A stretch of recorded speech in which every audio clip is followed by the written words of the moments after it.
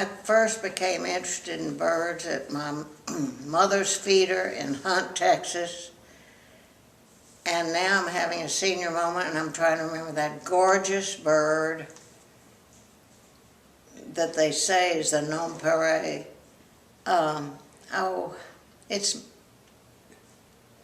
green and red and blue. Oh, painted bunting. Painted bunting. There you are. It came to my mother's feeder and I couldn't believe my eyes. She happened to have an old original Audubon book. So I leafed through that until I found out what that bird was. That's what hooked me, that gorgeous creature. Okay. How did you get into fundraising? I got into fundraising when I was first married, and Miss Ima Hogg asked me to work on the maintenance fund drive for the Houston Museum of Fine Arts. So I did that, and then we made our goal, so I did it a second year. And then they put me on the board, and I was active with them for many years. And you've been doing that ever since? Well, I quit for a while, but you never know. And then, of course, I saw the bridge, and I don't know who early on, the bridge that goes across the creek at Edith Moore Sanctuary, has Milton Underwood's name on it. Milton Underwood was married to one of the Fondrens, and I was acquainted with him, and so I asked his cousin, Doris Fondren, Alday she was at the time, if she'd come and sit at our table for the fundraiser we had that year, where we honored Roger Torrey Peterson, and she did, and we had at our table a lovely man whose name escapes me, who did audio for fundraising for us, and he also was employed with one of the TV stations. So we were having our dinner, only our dinner didn't come.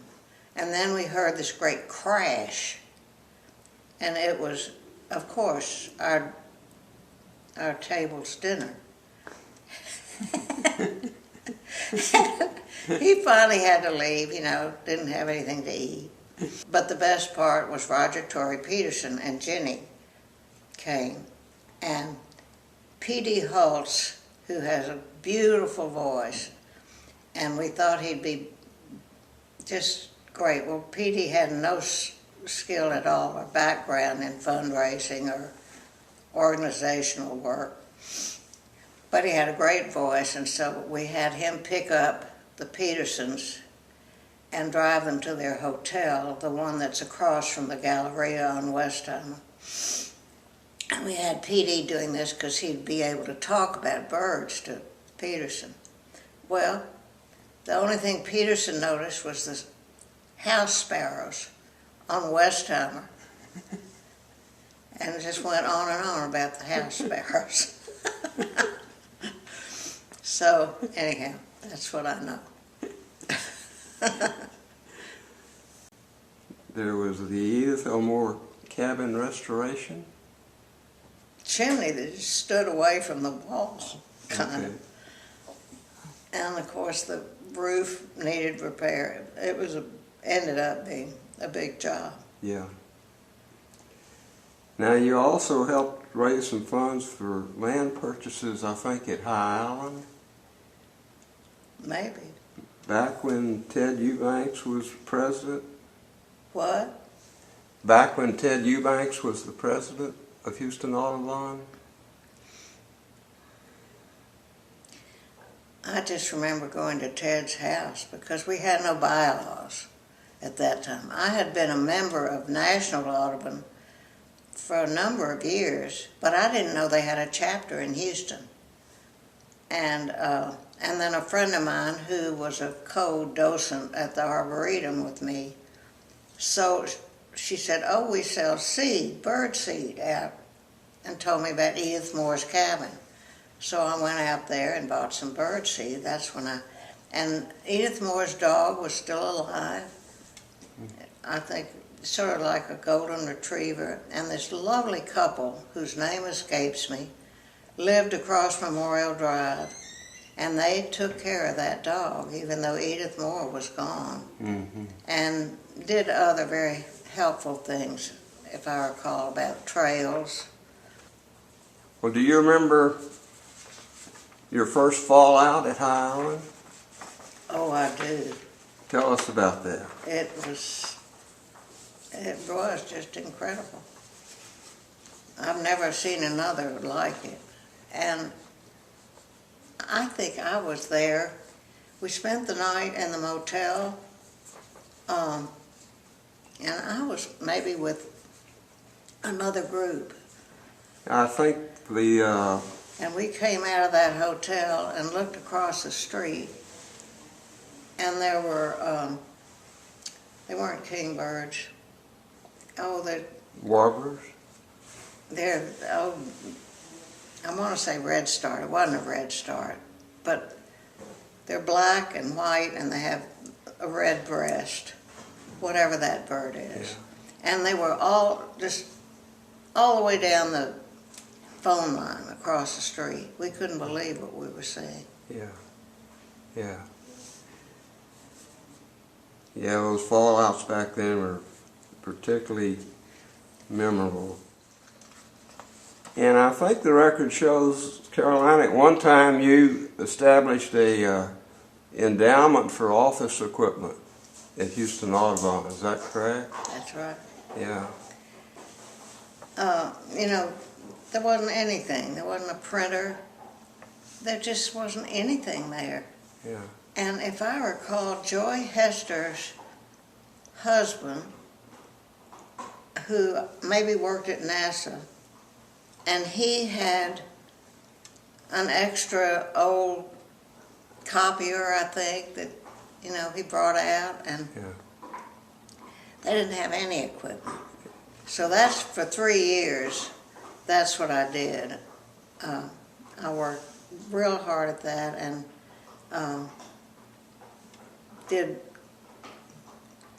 I'd go in the spring and, see as many as I could. And I had a partner who has since died. And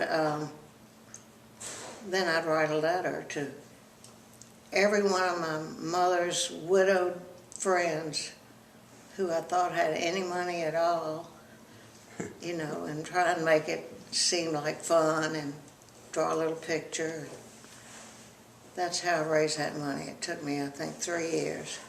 Tell us about some of your fun times birding. Well, they were always fun, but usually fairly grueling. They weren't.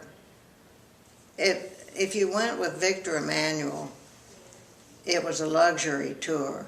I once went in California on a Victor short thing, and you went to these good restaurants and ate, and it was just unlike anything that I'd ever done with anybody. And I'm trying to remember the man who wrote the book that I went to Mexico with, Steve, whatever his name is, and also going to Attu. We all just, one woman slept on the kitchen table, and I don't know, it couldn't have been more primitive. And then there was the porta potty, but it was very interesting to go to Attu. And I think it's some of the rocks in the other room that I brought back from Attu, you walked across this unbelievable landscape that was all just rocks, and there was no firm underbase, so you'd look for a tiny little speck of grass you could maybe head for and then continue walking on. And we slept on these, there was water on the floor of this ancient, awful place that we were in. And so you just, and this one fellow was there and he said, "Caroline, I just don't get any sleep at night because I feel like I'm just, I don't know what I'm sleeping on." And so we looked the next day, there was a bicycle underneath his little mattress. Were the birds good? And the birds were good. And he and I got lost one day. We were out at this place where supposedly seems like somebody would come by maybe with an ATM and pick you up after a while. And nobody ever came. And so we started walking. And then it was like a tank came. And I jumped down the middle of the road, waving them down, and they stopped. And there was a naval air station up there that was strictly off limits for us. And I said, you just take me to see your commander. So they took us, and we went in there, and I walked down this long hall and went in this office, and I said, "Sir, I'm Caroline Callery from Houston, Texas, and I need your help." And he was very nice, and so they took us part way home, and then we were able to walk the rest of the way to this one little place where all the regulars, these men who came every year, would just sit there and play cards all day long. And then if the wind was right, then they might go outside and see what was flying around.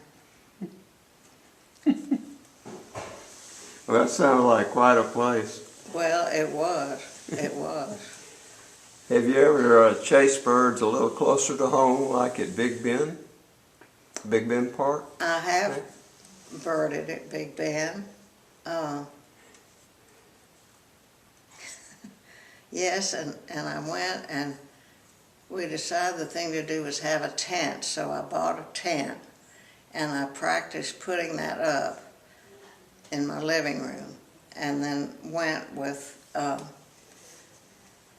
my friend Carlton Collier, and I forget who the other fellow was, and pitched my tent far away, because Carlton and I had chased this remarkable sea eagle, I can't remember what it's called, in Alaska one time. We chartered, was it a plane or a helicopter? I guess it was a plane, little plane, and we flew round and round and round this thing. And Carlton was getting sicker and sicker. But anyhow, he and I have birded together quite a bit, and so I went to Big Bend with him, but he snores terribly. So I had my own tent.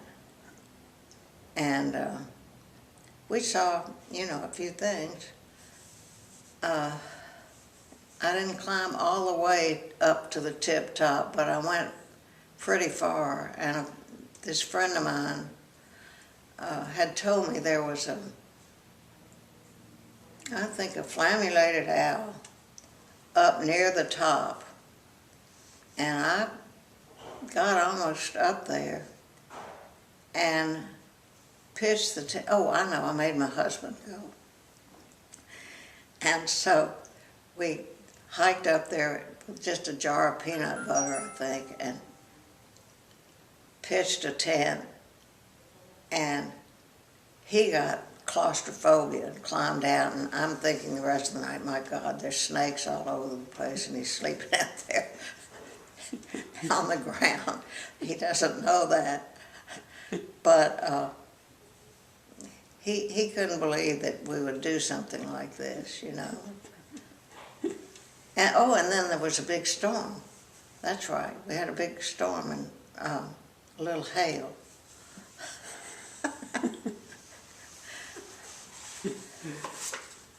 Wait, stop.